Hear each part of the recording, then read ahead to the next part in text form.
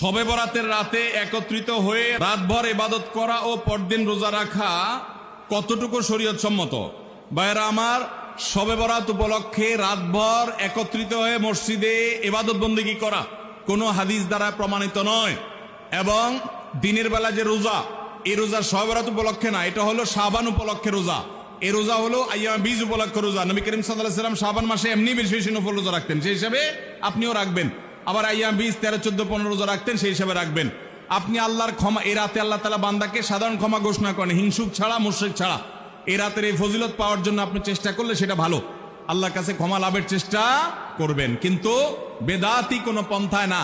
অনেকে বলে যে এত রাকাত নামাজ, অমুকটা অত সূরা এত রাকাতে পড়তে হবে, এগুলা মন গড়া কথাবার্তা, এগুলার কোনো ভিত্তি কোরআন হাদিসে নাই। আবার অনেকে মনে করে হালুয়া রুটি খাইতে হবে, আতশবাজি করতে হবে, আলোকসজ্জা করতে হবে, শবে বরাতকে কেন্দ্র করে যা হয় তার বেশি